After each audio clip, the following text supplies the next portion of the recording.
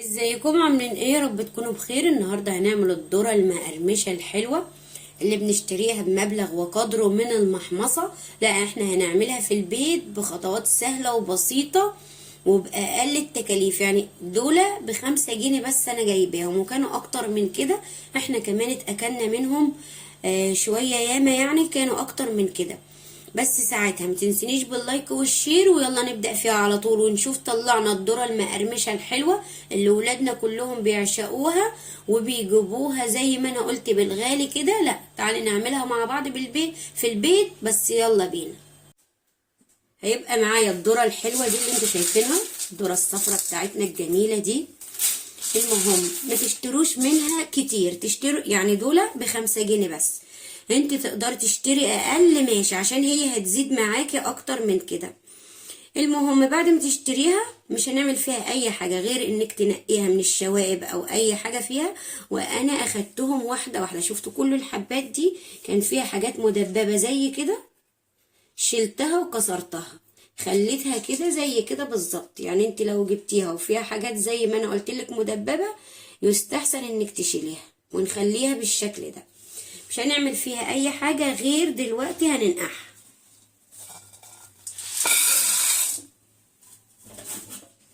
لحد بكرة الصبح، يعني لتاني يوم، عشان تلين معانا وما تاخدش اي وقت في السوى. وطبعا لما نيجي ننقع حاجة ننقعها في التلاجة اهو، نسيبها كده لتاني يوم في التلاجة لحد ما تلين معانا وهتطرى معاكي، او عشان ما تاخدش مننا اي وقت. انا هصفيها واغسلها عشان الحاجات اللي هي طافية معانا من فوق كده في المية تنزل وتشال. ليه؟ لان دي حاجات خفيفة ملهاش اي لازمة، عشان كده ما قعدتش معايا ونزلت يعني تحت كده في القاع، فعشان كده دي ملهاش اي لازمة. فهغسلهم واشيلهم. لو انا سبتهم بالشكل ده لحد ما يلينوا لتاني يوم وما شلتش الحاجات اللي انا بقول عليها طافية على وش المية، لا هتلزق معاهم، هتلزق لما يلينوا هتلزق معاهم ومش هقدر اشيلها. فدلوقتي وهم دول ناشفين ودول طافيين على وش المية اقدر اشيلهم بكل سهولة. بعد ما اتغسلوا شايفين اهو نضفوا ازاي، بقوا زي الفل مفهومش اي حاجة. هنروح نجيب لهم مية وننقعهم كده، نبقى متأكدين ان هي كده هتطلع معانا نظيفة وحلوة. هنسيبهم بقى لتاني يوم. بعد ما خلاص كده عدت ليلة عليهم واحنا نقعينهم في المية، هناخدهم دلوقتي عشان نسلقهم. طبعا مش هياخدوا مننا اي وقت لان احنا نقعناهم بما فيه الكفاية. حطيتهم على النار. طبعا انا حطاهم في الدماسة بتاعتي، عشان كتر الدماسة قلت قليل، فدرجة الغليان بتبقى اقوى عشان يسلقوا معايا بكل سهولة. انتي ما عندكيش الدماسة او مش هتحطيهم فيها، حطيهم في حلة واسلقيهم، هيطلعوا برضو معاكي زي الفل وعسل.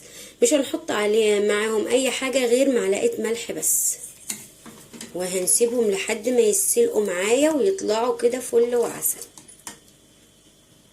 هنشوفهم دلوقتي اهو خلاص كده اتسلقت معايا الذره بتاعتي وبقيت تمام.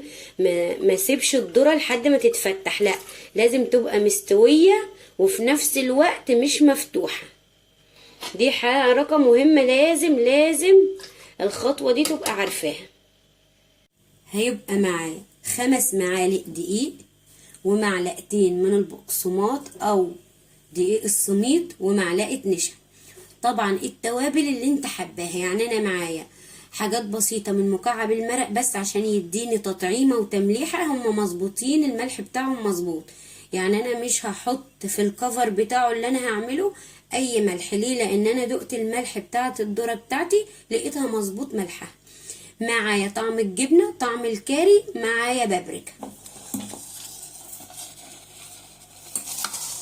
هجيب الذرة طبعا هحط عليها كل التوابل. طبعا تحطي التوابل اللي انت حباها، اللي انت بتحبيها تحطيها.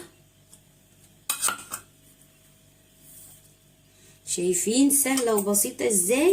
وبنجيبها بمبلغ وقدره من المحمصة.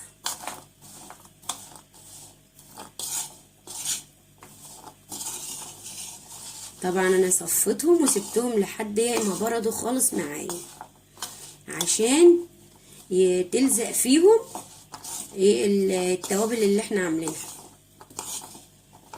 لو كانت سخنة ما كنتوش هتلاقوا اللون كده، كنت هتلاقوها مرطبة.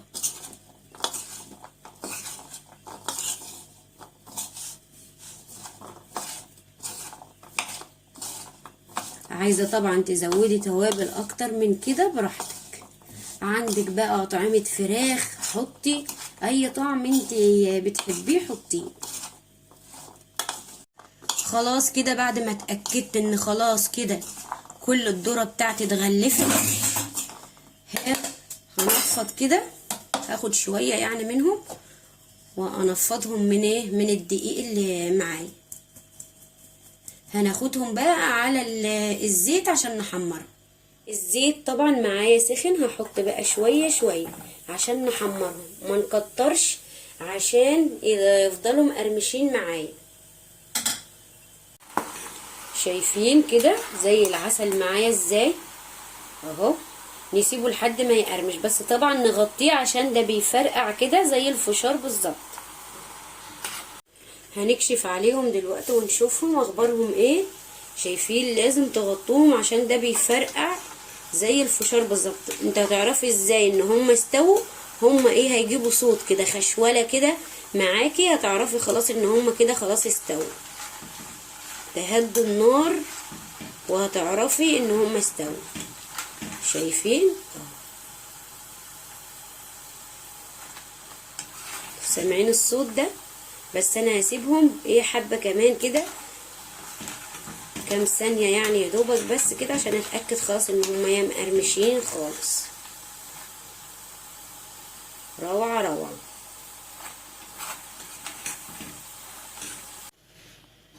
هنشوف دلوقتي.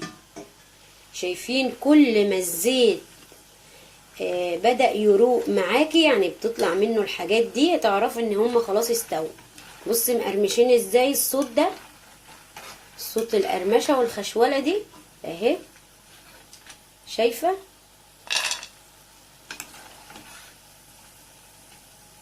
ما تسيبوهمش غير لما يقرمشوا كويس، ما تطلعوهمش ابدا وهم طراي. ليه كده؟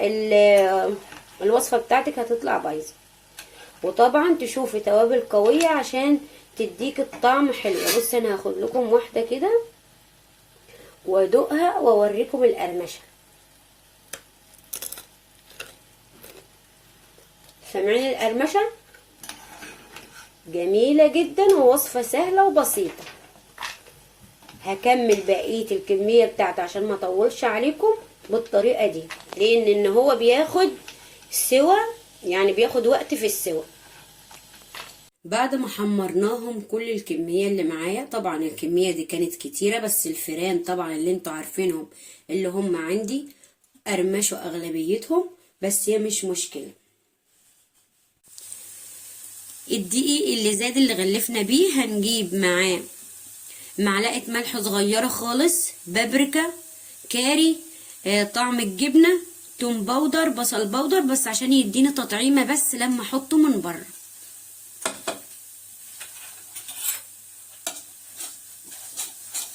هنقلبهم كويس كده مع بعض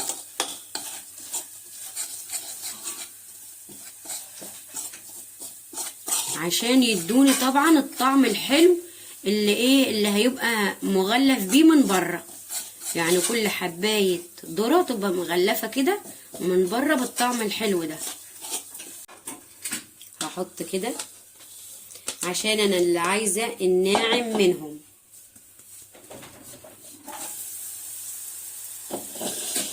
كده احسن، في طبق اوسع.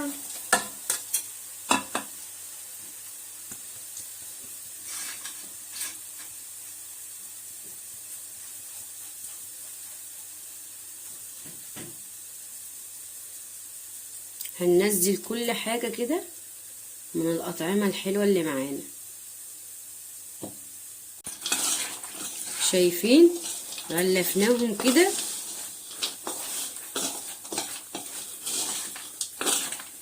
عشان يدوني ايه طعم حلو. يبقى الطعم بتاعهم قوي. احنا عززنا الطعم طبعا وحطيناه من بره.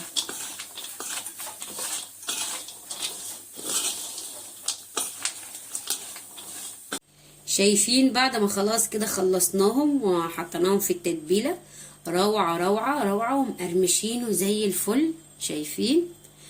انتوا شايفين شكلهم، لكن هتسمعوا دلوقتي القرمشه. جميل اوي، يا ريت تجربوها، بس ساعتها ما تنسونيش باللايك والشير والاشتراك في القناه.